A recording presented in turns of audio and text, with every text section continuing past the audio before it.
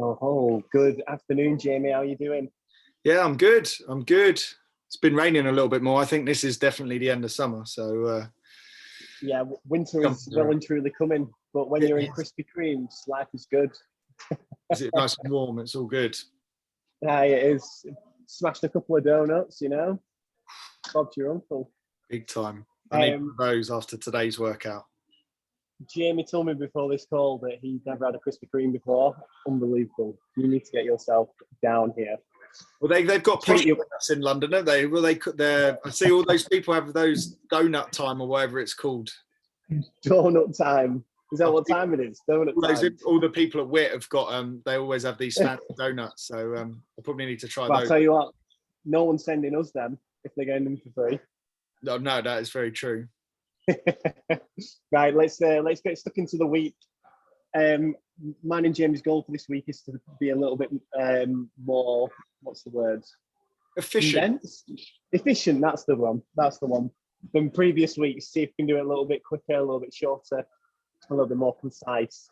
So let's get stuck into the Monday. Then we've got Nate. Great workout. Absolutely love that workout. For this phase that we're in, the goal of that workout is to get a good amount of gymnastics accumulated. Obviously got ring muscle ups in there, got some handstand push-ups in there. Over the past couple of weeks, we've been accumulating muscle ups in an EMOM format. This week, we're just going to do a little test and just see how they are under a little bit of interference. It's not going to be a super intense workout. Like I say, the goal is to accumulate reps while, very clever this, also giving some activation and some tension for those back squats the day after.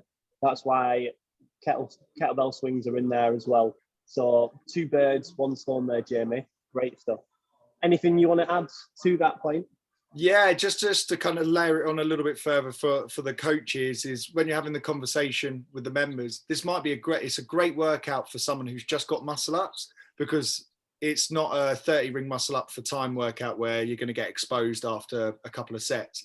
It's one of the workouts that I use the most for a person who's just got muscle ups, because they can cycle back around every minute to every 90 seconds.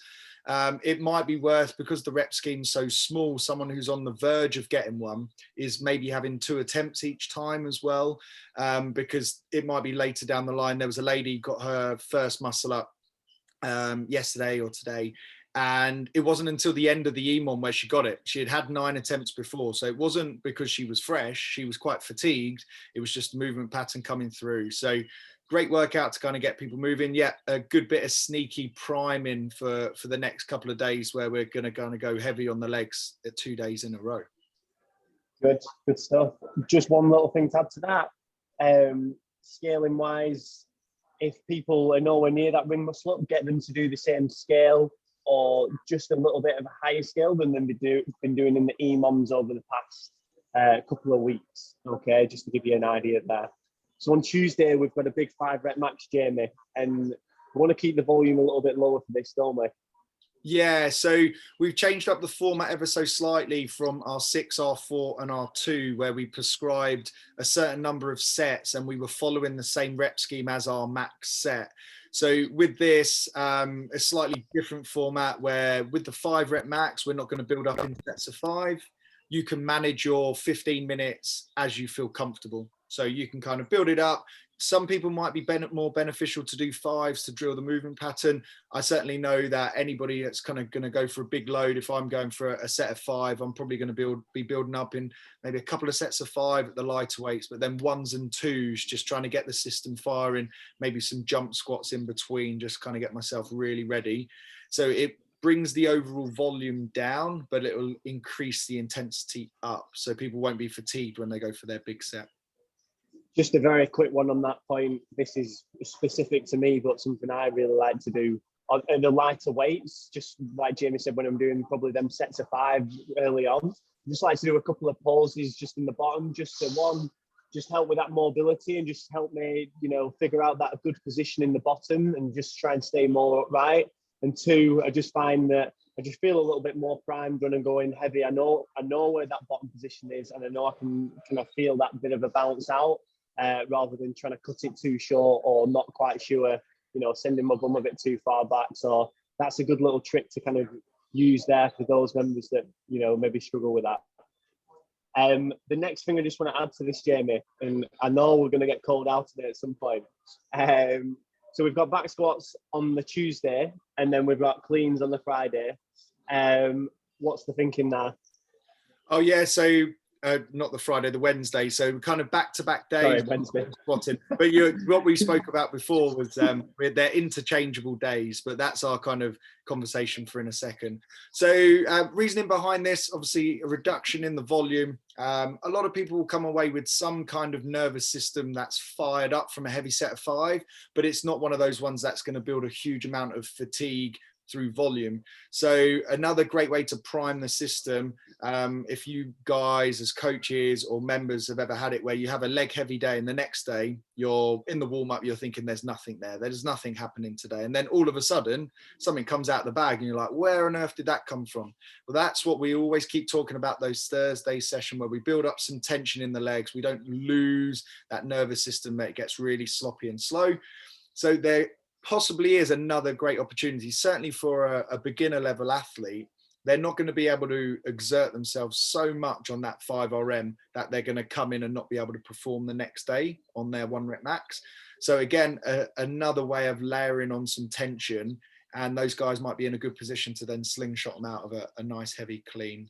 We've got obviously a great benchmark to follow after it with Elizabeth. Be specific on your members about this is a squat clean workout.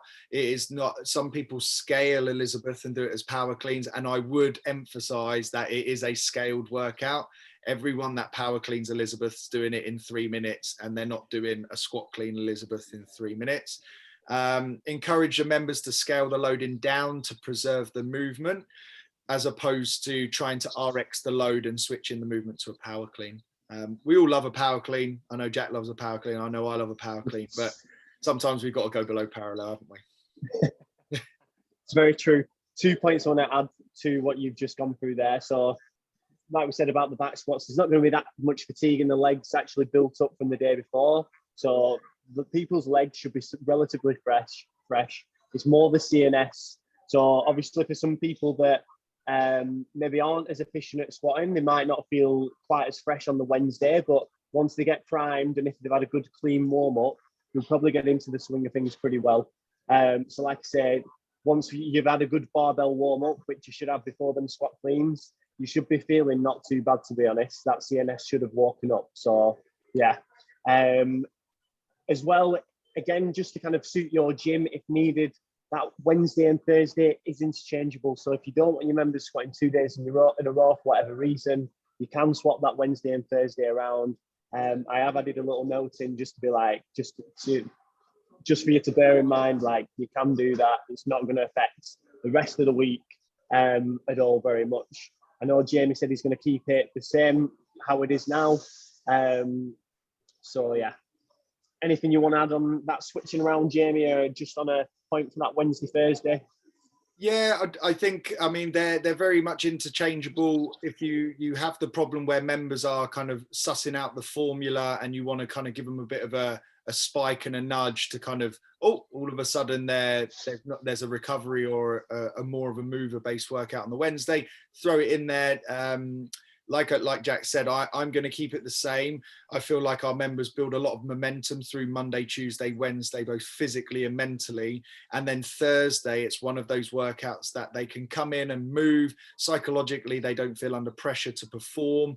That would be my main reason for not switching the Wednesday and Thursday. I know if I took an easier day Wednesday, it's still going to build some fatigue, and then Thursday I'm going to be under pressure to then go for a heavy clean, and that might bleed in for me personally at the end of the week. But whatever suits your gym, and again, we want to be flexible for you guys.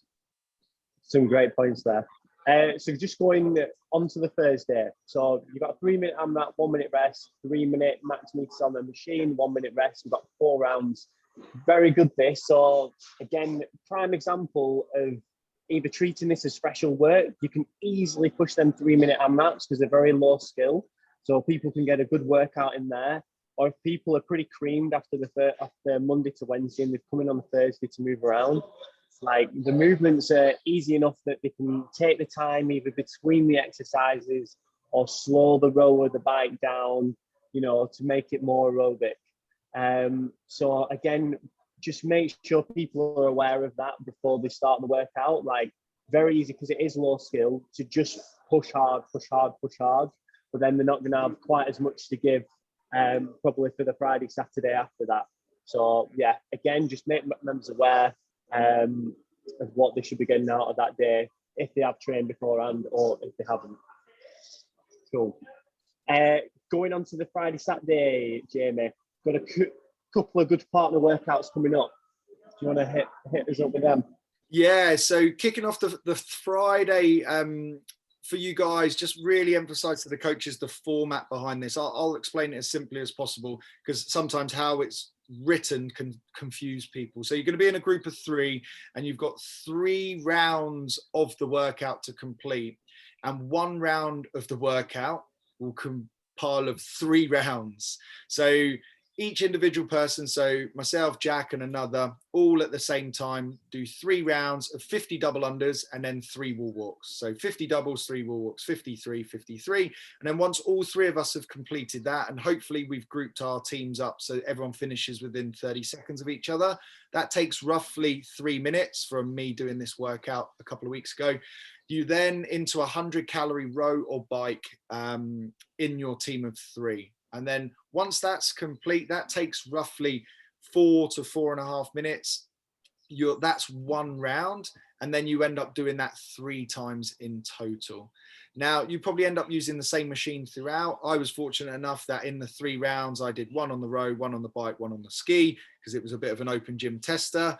But yeah, great workout to kind of get into group format. I think from a logistics point of view, really focus on grouping the correct people up in terms of ability level and then look at the scaling options. So what we mean by ability level is also that desire level.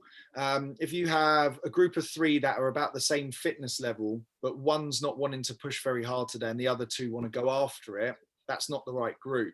You want to have 3 people that have the same mindset. So you do get those 3 that are kind of in for an easy ride and they want to kind of move around a little bit.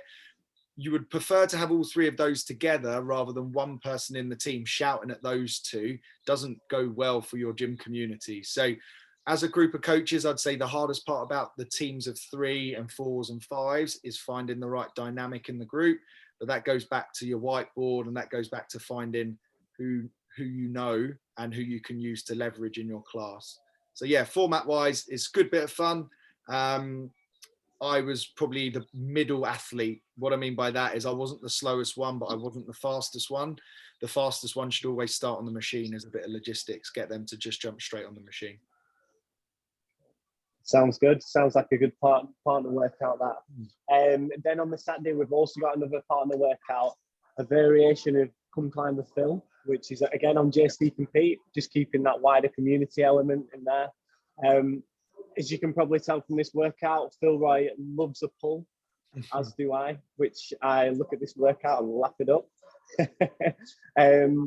But yeah, obviously we've got rope climbs in there. We've given subs for that of kipping pull-ups as well for those gyms that don't have enough ropes. It could be that some groups do kipping pull-ups. If you do have some ropes and you're kind of higher level athletes that maybe kind of push towards competing a little bit more in your classes, they may want to do rope climb. So again, good to have the option. We've done a video, actually, Jamie's done a video before on the rope climb tech as well, which we'll put in the groups again as a bit of a reminder, just to how to go through the rope climb and the best way to kind of teach that as well. Anything you want to add there, Jamie? Yeah, with the class, it's a great opportunity to teach the rope climb. You've got a 30-minute time cap, so that's the longest that workout's going to really take. And then the other movements that are within the workout, you've got a wall ball, which is done in a partner where you're alternating. It's a wall ball. You've got some calories and you've got some burpee box jumps. So they're fairly low skill elements, which will give you a good amount of time to kind of get that group mentality on a Saturday, teach the rope climb, get some members their first rope climb. And then as a little tidbit to the guys that are quite good at climbing the ropes, teach them how to descend. You watch the CrossFit Games, you pick out the best athletes in the world. It's not necessarily how quickly they go up the rope, it's their efficiency on their descent. It's, are you going to go hand over hand? Do you know how to do the fireman's pole wrap? Obviously, talk about the consequences of the faster you come down, the more control you need at the bottom.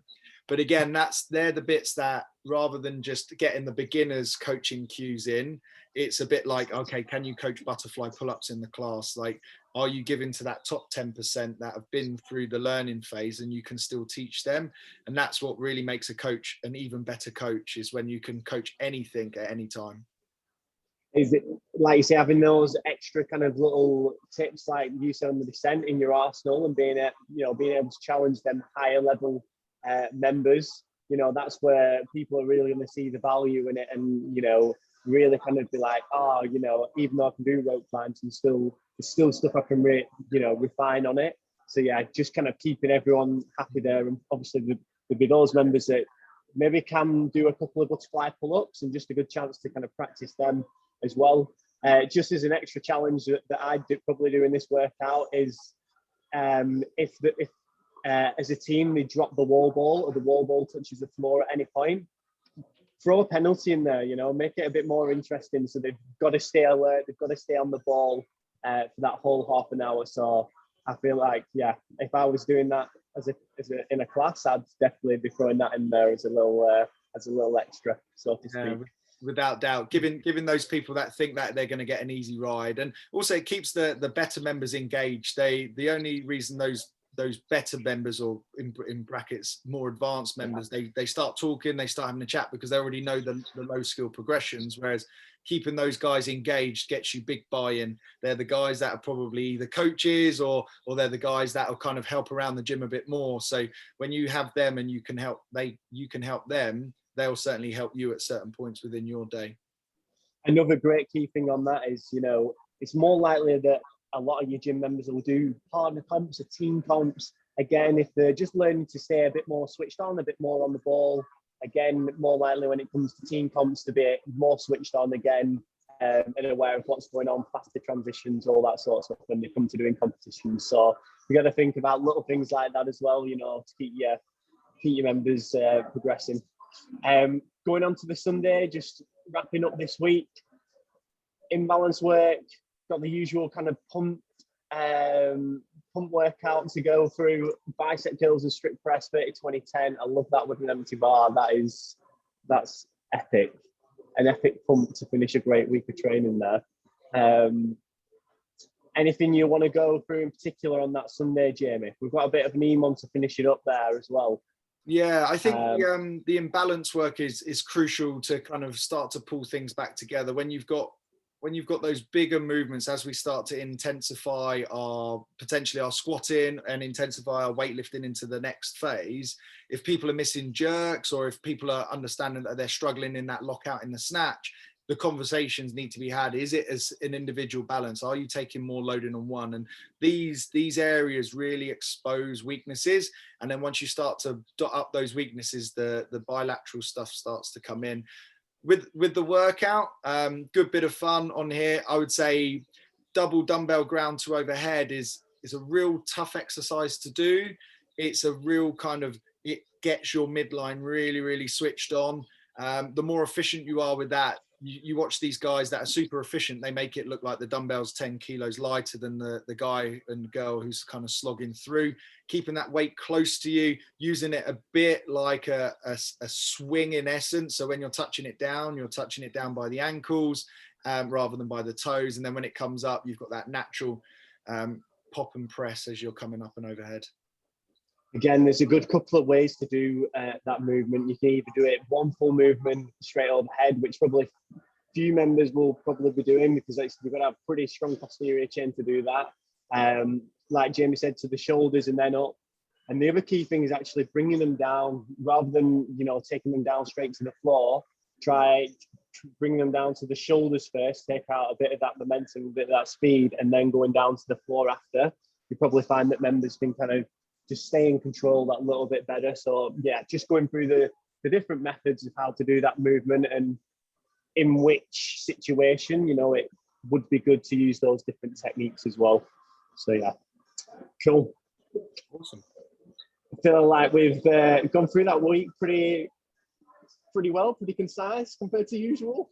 Yeah. We're normally going off on a tangent. We're batting backwards and forwards. We're learning as we go. I think we're Monday through Sunday is probably the most universal way of talking about a week, and I think we've now started to do it, which is quite. Yeah, we started to nail it down. It's only the second 6 months. Yeah, that is very true. Great stuff. Right, well, we'll wrap this week up. Jamie, great to chat to you again. And we'll see you for next week. Yeah, next week. Have a good one. See you later, guys. Catch everyone soon. Bye. You're stopping it. Yeah, there we go. Video and then.